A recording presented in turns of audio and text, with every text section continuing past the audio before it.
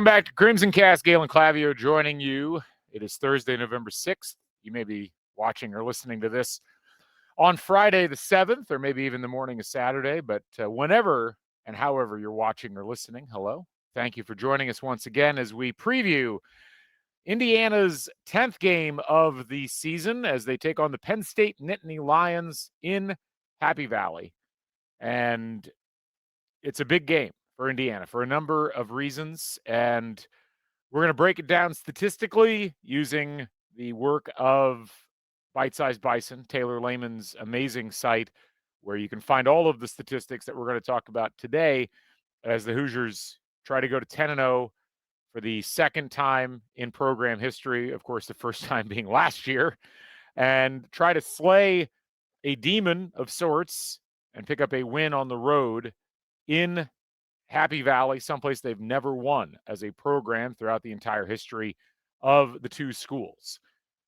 We'll get to that in just a second, but first of all, just a reminder, we are brought to you by Homefield Apparel, your place to go for the finest in college fashions, the softest fabrics, the coolest designs, and, we constantly talk about Homefield never missing, Homefield having just amazing, amazing stuff coming out on a regular basis. It's no different today, as they announced they would be launching a new, they kind of teased it a little bit, but they're launching a new product, the Homefield Game Breaker jackets. And, there's a lot of people in our audience who are fans of 1990s fashion because that's when they grew up. And I'm one of those people. It's pretty remarkable, I think, how 90s fashion has kind of come back. And I would actually argue that Homefield Apparel has done more to bring 90s fashion back than any company in America. And that's not hyperbole. They've done an amazing job of putting together just great stuff that really reminds you of that era. And these Game Breaker jackets that they've come out with are perhaps the best thing that I've seen in that vein. I'm going to show you, if you're watching on YouTube or Spotify, the IU version of this jacket. You can see just a tremendous array of colors with that block pitchfork logo, which, of course, many of you folks who have watched along over the course of time or listened know that that's my favorite logo. But other great logos as well. These things have removable hoods, so they're great in cold weather and not so cold weather. And just a really nice, brightly colored set of designs. They're going to have, I think, over 66 schools total that they will drop. And I think the Indiana one is probably the best looking one of the whole group. So those will drop tomorrow. That is the 7th. So if you're listening on Friday, it's dropping today. You can use the code HOME23 and get 15% off your first order if you haven't ordered from Homefield Apparel before. And even if you have, as you know, you create an account on Homefield Apparel's website and they will give you points. And those points will go towards future purchases. I've gotten $40, $50 worth of gift certificates just off the stuff that I have ordered from Homefield itself. So head on over to homefieldapparel.com, get yourself ready to order a Game Breaker jacket, and be sure to sign up for their mailing lists. Follow them on the socials. Homefield Apparel, proud sponsor of the Back Home Network. Also, just a reminder, if you missed out earlier this week, we have a new sponsor. It's Posh Hotels Bloomington.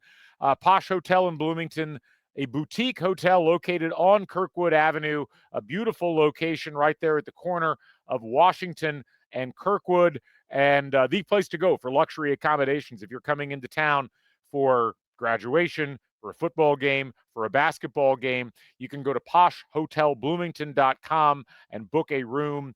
Tremendous amenities throughout this entire establishment. 3 different terraces overlooking both downtown Bloomington and campus. Access to a courtesy shuttle, access to bicycles that you can ride around town, a Gable's Bagels location in the lobby, a bar serving some excellent mixed drinks and cocktails, an indoor sauna that's located in the facility, and all the other amenities that you would want out of luxury accommodations in town. Head to Posh on Kirkwood, a boutique hotel, poshhotelbloomington.com. We appreciate them sponsoring the Back Home Network. All right, let's go ahead and dive in and talk about Indiana versus the Penn State Nittany Lions.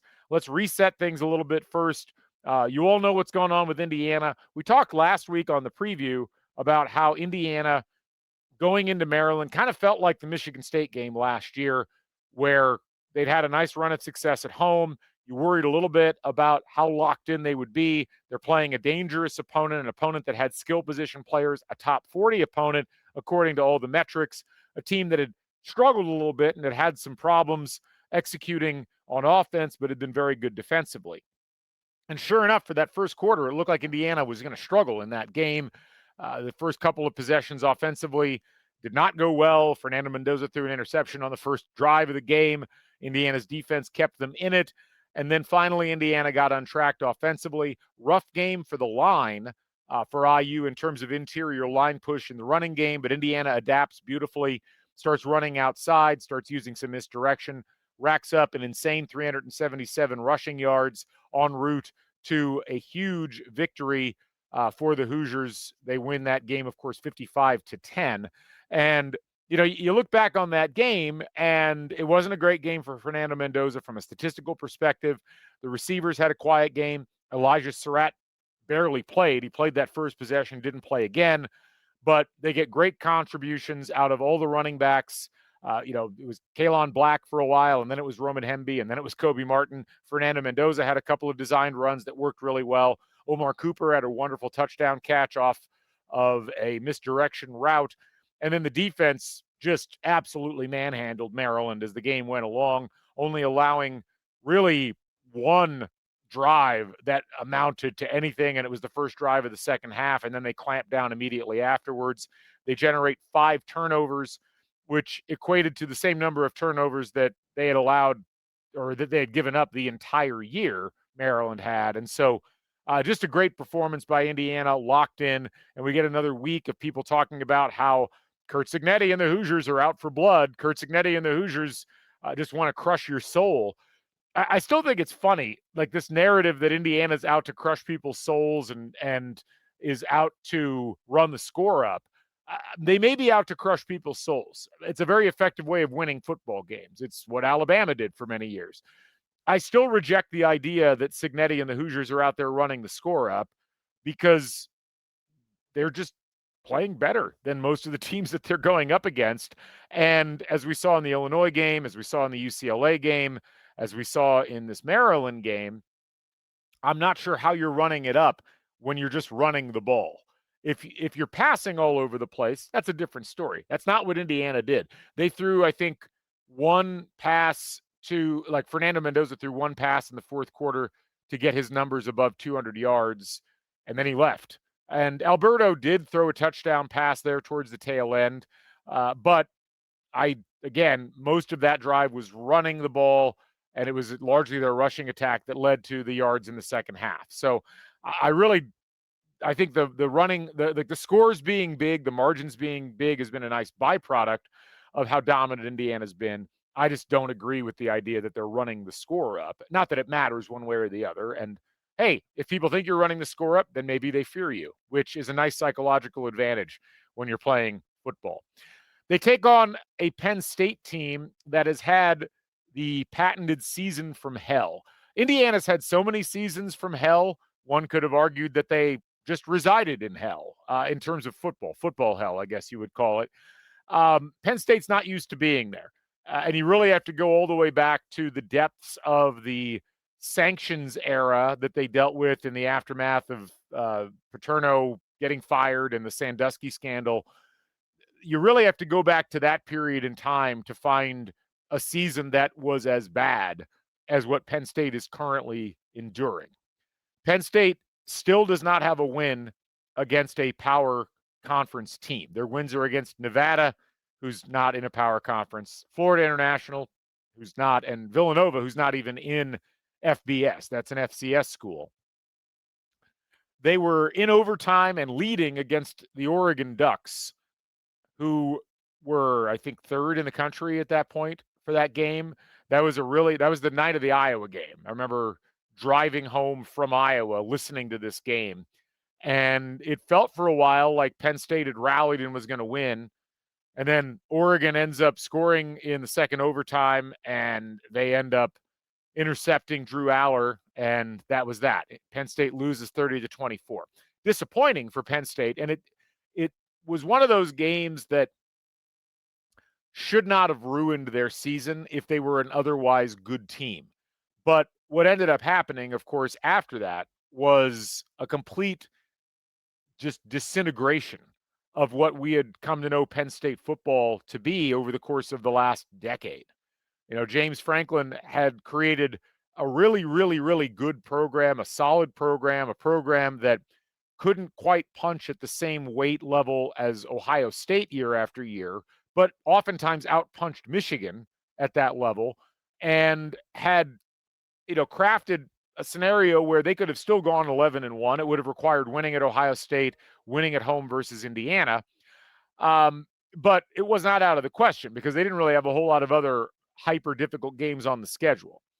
But that's not what happened with Penn State. And I will forever be curious about what the actual story was behind the scenes. I'm sure it will come out as we get out of this season and a new coach is hired and people feel freer about speaking to what went on in the locker room. But they follow that game up against Oregon by traveling to UCLA, who had been horrific up to that point, and losing 42-37. They spot them a big lead in the first half. They come back, but could not get the job done. Now you've lost 2 in a row. Then they went home and they lost to Northwestern. And they didn't just lose to Northwestern. They also lost Drew Aller for the season in that game. These were all close losses. 6-point loss to Oregon, 5-point loss to UCLA on the road, 1-point loss at home to Northwestern. They go on the road the week after. But at this point, they've also lost their head coach. James Franklin fired after that Northwestern game, and they're under interim leadership when they go to Iowa the following week, and they end up losing that game by a point as well with a sophomore quarterback, I guess, a quarterback that was highly regarded in that 2024 class, but hadn't really taken any snaps. They then go to Ohio State after a bye, and they stick with them for a half, 38-14 the final, but it was a close game at halftime. Ohio State ends up opening it up in the second half and taking advantage of the vertical passing game, taking advantage of some overly aggressive pressure from Penn State. So Penn State, they're still weirdly a well-regarded team in the metrics. And this is where a lot of people will look askance at the metrics and they will say to themselves, well, the metrics maybe don't know what they're talking about. But I think it's important to note that when you dig into Penn State right now in FPI, which of course is ESPN's prediction metric, they're still 22nd in the country. They're ahead of a lot of good teams. They're ahead of Washington, Louisville, Illinois, SMU, Nebraska, Georgia Tech. Those teams all rank below Penn State in terms of overall FPI. Now, when you dig into the FPI numbers, it's not quite as rosy for Penn State. Right now, 46th ranked offense in the country, 76th ranked defense. They've been buoyed by a special teams ranking of number 1, but that number 1 ranking in special teams is almost entirely due to the fact that they've blocked 4 kicks over the course of the season. You look at the S&P Plus numbers, it's a similar kind of story. Penn State 22nd in S&P Plus, right behind Michigan and right ahead of Louisville. 30th in the country in offense, 25th in the country in defense, and 10th in special teams. So even in these losses, they've played relatively close. And statistically, they're performing at a decent level, but the wins have not been there. And this is where you have to take the numbers with a bit of a grain of salt because you're still getting the results from those first 5-6 weeks, at least offensively. Now you're looking at a situation, though, where Penn State's offense, having to rely almost entirely on their running attack, has become incredibly one-dimensional. They're not getting great play out of their receivers. They're not getting great play out of their new quarterback. Ethan Grunkenmeyer, I don't blame him for the way he's played, but 42 of 67 so far, 343 yards, 5.1 yards per attempt. That's no bueno. 1 touchdown, 3 interceptions so far on the season. And, this is one of those situations where you look at that and you say to yourself, if you're Indiana, with as well as you've played defensively, that's exactly what you want. You want to be able to go into a game where you're taking on a team that's just not really clicking offensively. And Penn State's definitely that type of a team. They're not performing particularly well on, in their passing game. And the last 2 weeks that they've played at Iowa and then at Ohio State, their running attack has averaged 3.7 yards per carry against Iowa and 1.8 yards per carry against Ohio State. That's not going to get the job done. So you're really, I think, starting this game by thinking about how effectively can Indiana's defense continue to stymie Penn State, and conversely, what does Penn State try to do offensively in this game that is a different wrinkle? How do they put something out there that is not on tape that they can get ready in a week so that they can confuse Indiana and get some points on the board? And then on the flip side of that, can Indiana's offense be effective against Penn State's defense? Can they be more effective in terms of run blocking than they were last week against Maryland? And can Fernando Mendoza deal with any problems that he might be facing from the Penn State pass rush, whether it's blitzes or whether it's more standardized four-man fronts? Does that equate into the type of offensive efficiency that Indiana would need to get a lead and force Penn State into doing what they don't want to do, which is throw the football? Let's take a look at the sheet. And again, we, as always, greatly appreciate Taylor Lehman from Bite-Sized Bison for putting this together. It really makes let me call it back up again here. There we go. Let's see if we can get this a little bigger. There we go. We appreciate Taylor's work in putting these things together. You can see in this game, just to kind of start off, Indiana, according to S&P Plus, an 11-point favorite. This has got Indiana winning by a score of 32-21. There is 77% win probability in this game. Looking at the overarching numbers, Indiana continues to be one of the most impressive teams in the country in the overall metrics. They are second in FPI, they are second in S&P Plus, and they are first in FEI. And that's I don't think people realize how impressive that is. And I mean inside the IU fan base. I've given up on people outside the IU fan base. But inside the IU fan base, I actually think Indiana's dominance has been underrated by many IU fans and observers. This is a generational run that this team is on and this program is on. This is a level of dominance that, there's some charts I was reading earlier this week, like even Alabama at the height of what they were doing in the SEC wasn't dominating teams the way that Indiana's been dominating teams. Yes, the competition's been weaker, but we've seen teams in weak conferences not dominate the way that Indiana's dominated in this conference. They're dominating as well or better than Ohio State, who everybody just kind of shrugs their shoulders and says, oh, gosh, Ohio State is dominating. Who would have guessed that? The fact that people are now shrugging their shoulders and saying, oh, gosh, Indiana's dominating, that's just the way that it is. That's bonkers. That's nuts. That is not the normal order of things. So I just want all of you listening out there to just reflect, bask in it for a little bit. Live it up, soak it in, drink it in. Indiana has been so dominant statistically that it has become almost expected by several fans that they are this good. I will never get used to it. It is remarkable. Where is Indiana looking its best right now? It's hard to say because I think you could make the argument that Indiana's offense has been more impressive than its defense just in terms of the number of points it's been able to rack up. And you see that reflected in the fact that in S&P Plus, it is the number one offense in the country. But if you look at FEI, it's third in the country on offense, but third in the country on defense. And then S&P Plus, they're second in the country on defense. It's hard to pick what has been most impressive. Indiana right now leads the country in points scored per game, 46.4. They are third in the country in points allowed per game at 10.8. They are fifth in the country in turnovers lost. They've only lost 6 all season. And they're sixth in the country in turnovers forced, 18 so far this season, 5 of those last week. You look across at some of the other statistics, Indiana 7th in the country in yards allowed, 3rd in yards total per game gained. And then their offensive success rate right now, 7th in the country. Their defensive success rate is 25th in the country. On the Penn State side, as I mentioned, they're not as bad as one might think given their record. and the fact that they haven't won a game in the conference so far. 22nd, as we mentioned, S&P Plus, 23rd in FEI, 22nd in FPI. 28th in the country in offensive success rate, but again, you got to kind of take that with a grain of salt since some of those numbers were being racked up prior to the loss of Drew Aller and the firing of James Franklin. Defensive success rate has been not good. Yards per game offensively has been 107th in the country.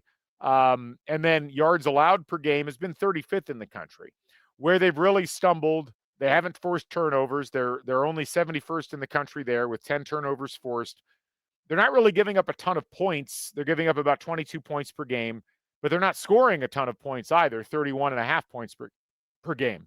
So when you look at the individual numbers in this matchup, we'll start off with Indiana's offense and Penn State's defense. And I think this is probably the most apples to apples statistical comparison, given that, yes, Penn State lost a key member of the defense earlier on this season to a long-term injury, and I believe he's still out and is going to be out for the rest of the year. Of course, I'm talking about Rojas, their starting linebacker. But you look at the statistics across the board with this. This is pretty much the same defense that they've had all year. And what makes this defense struggling so surprising is that Penn State spent an insane amount of money to go out and hire Jim Knowles as their defensive coordinator. Jim Knowles, of course, had been the defensive coordinator the last few years at Ohio State, was the defensive coordinator that led Ohio State to a national title last year. Penn State, the rumors were they tried to hire Brian Haynes. They did not get Brian Haynes. IU ponied up and spent a lot of money to keep Brian Haynes. So they go out and get Jim Knowles and make him the highest paid coordinator, I think, ever, at least on the defensive side. It has not worked out. Penn State has been okay, 36th in the country in EPA per play, 48th in success in pass, only 72nd in stopping the rush, and only 75th in conversion rate. They allow a lot of line yards per rush. They've not been that good at stopping opposing offensive lines from dominating them. They've been terrible at stopping teams on third down. They're 93rd in the country in third down success rate allowed. And they really give up a lot of EPA per play once a team gets inside their 40-yard line. Where they have excelled is that they have been pretty stout on first and second downs defensively, but they just haven't been able to capitalize by getting teams off the field on third down. Indiana offensively has been very consistent, very good. They've really liked to lean on the rushing attack. And outside of the games at Iowa and at Oregon, have had tremendous, consistent success, even with the loss of Lee Beebe Jr. earlier this year. Kobe Martin stepped right in. He's shown a lot of burst, but it's really been the Roman Hemby and Kalon Black show with a sprinkling of Fernando Mendoza running the ball. So Indiana, it's funny, though, when you look at them, they're only 8th in success in rush. They're 2nd in passing success rate. They're 2nd in conversion rate. They're 52nd in line yards per rush. Now, they used to be much better. They really got dinged in that category by not getting a lot of line yards per rush against Maryland. They've been amazing on third downs. They are 57% conversion percentage on third down. That's first in the country. And that's like one of the worst things that Penn State does, as we just talked about. They've also, however, been really good in early down EPA. They do a good job of getting it either into third and manageable or not getting it to third down in the first place. So when I look at this, what I'm seeing is I think Penn State's going to throw the kitchen sink at Indiana early. I think they're going to try to send a lot of blitzes. They're going to really try to overload the left side of the line with Drew Evans being out at left guard and probably Zen Michalski playing in that position.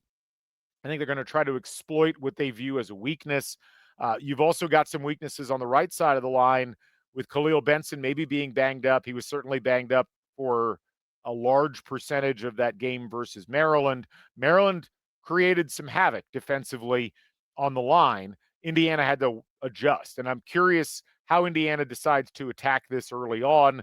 It's going to be one of those situations where I think Indiana is probably in a position where they're going to need to get good rushing from, their really good rush blocking, but they're going to need to mix it up a little bit. And I think this is a game much like the Maryland game where the best recipe for success for Indiana's offense is to get a couple of scores ahead if they can. And then allow their offense to slip into a mode where they're taking chunks of time off the clock and really making Penn State's defense get worn down. We talked about this on the recap show, but one of the fascinating and really fulfilling parts of that Indiana win last week against Maryland was how dominant their offense was in holding on to the ball and just running play after play after play. It was great because it kept Indiana's defense from tiring out. It limited the snaps there, and it absolutely demoralized the Maryland defense as they got further into the game. You keep in mind, and I'll do my own little version of recite the drives here, but Indiana's first 3 drives were 3 plays, interception, 3 plays, punt.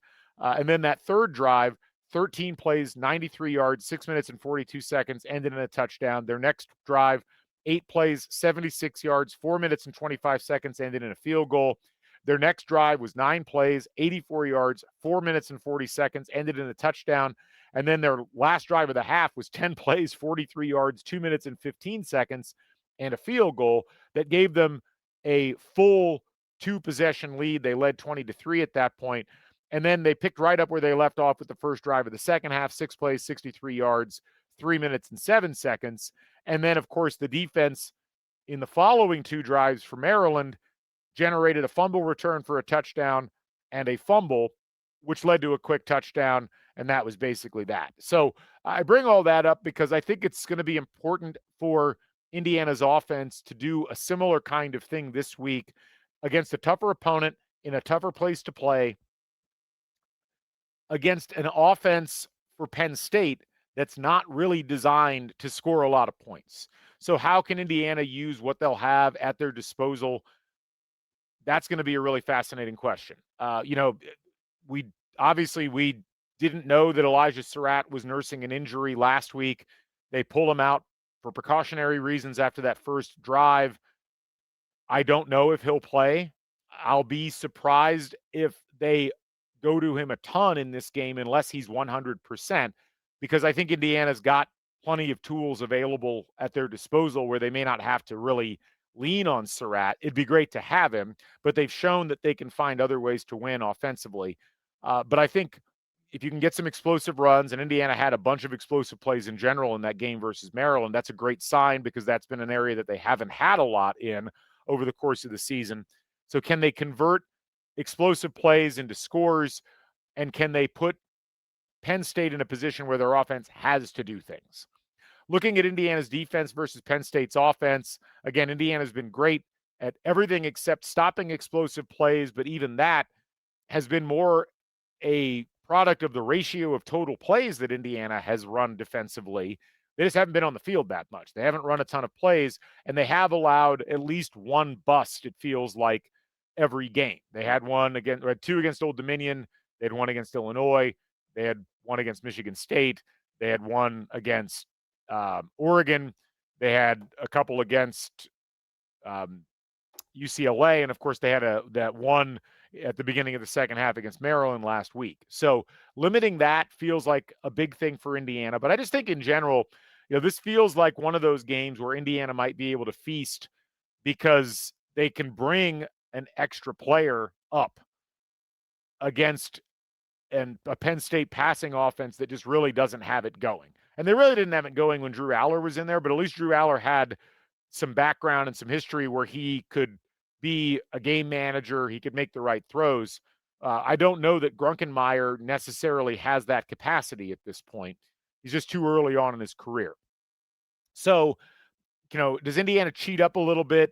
Do they try to force Penn State to put the ball in the air? And can Indiana still cover effectively where they just essentially blanket Penn State's receivers and don't give any open lanes and then let the linebackers go to work?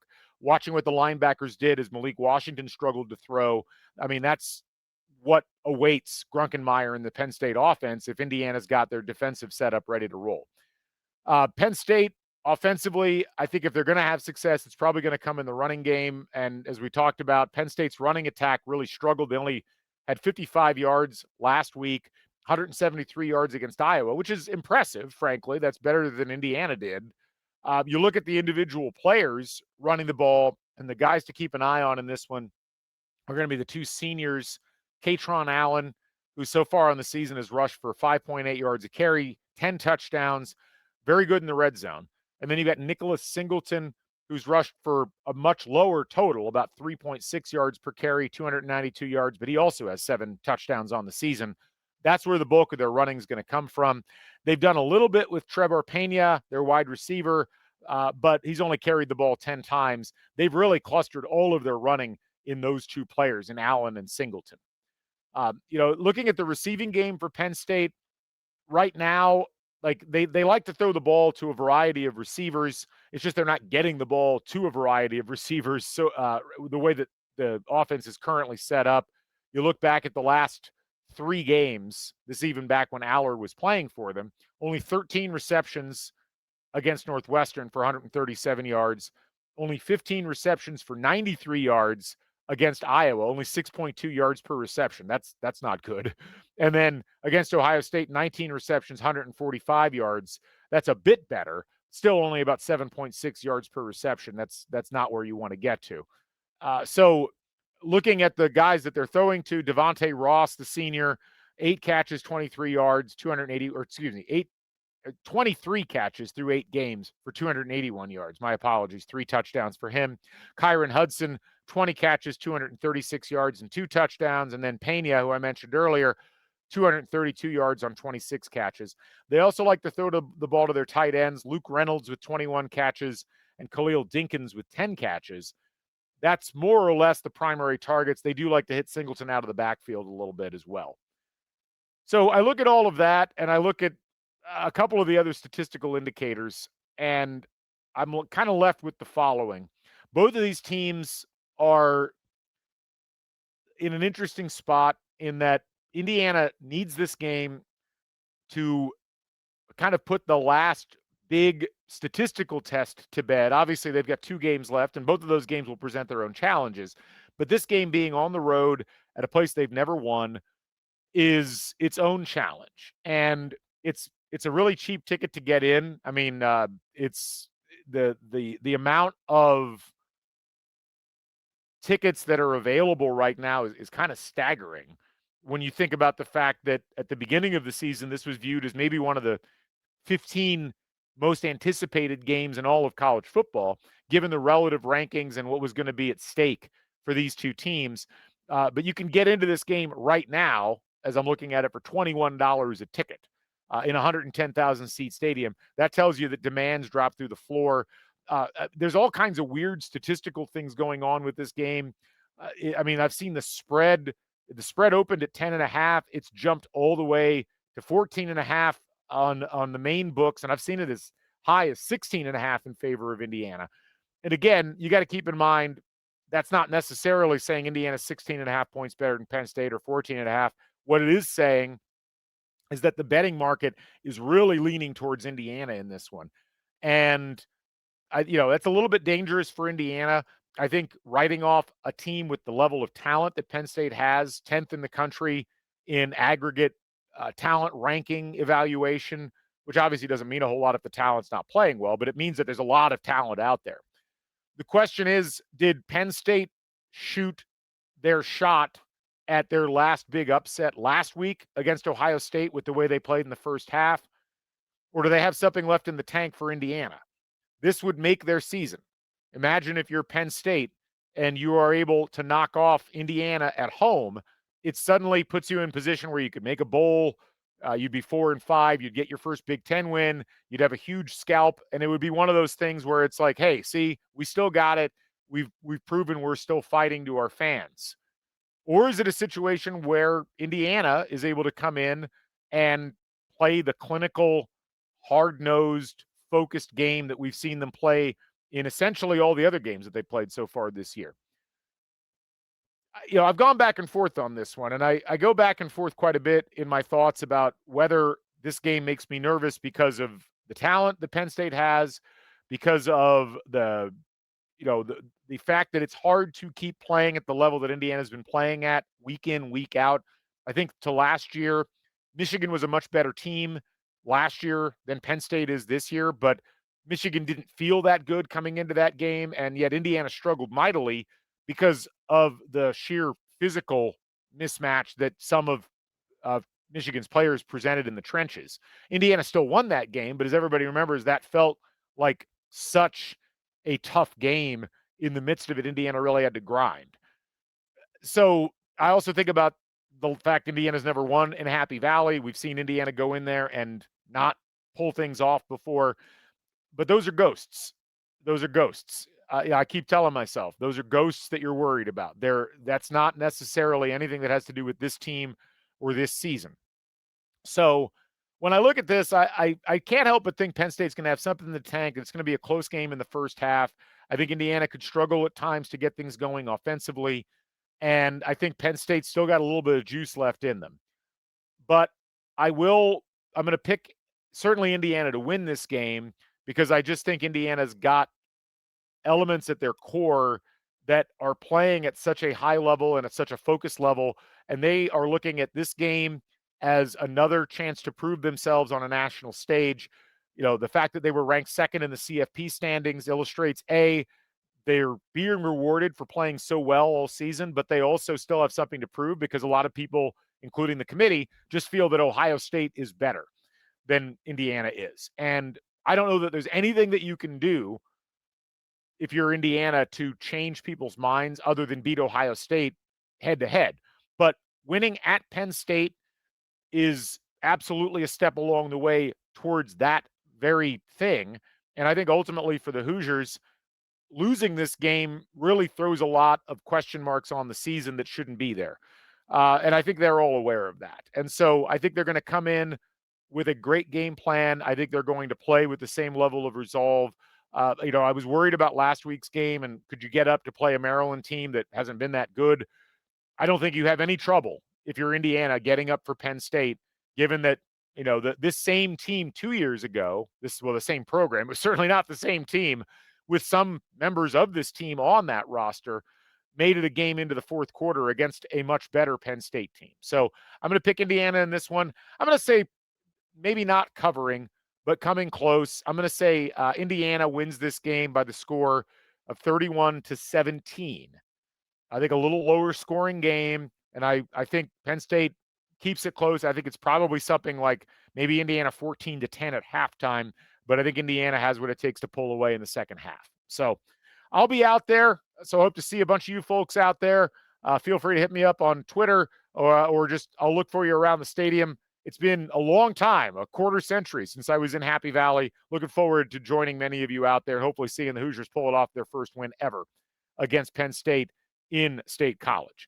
That'll wrap it up for the preview show. Thanks to Posh Hotel Bloomington. Thanks to Homefield Apparel. And thanks to all of you folks for joining us. Be sure to subscribe to the Substack, subscribe to YouTube, follow us on X, and we'll catch you folks on the flip side. I'm Galen Clavio. Stay never daunted. So long, everybody.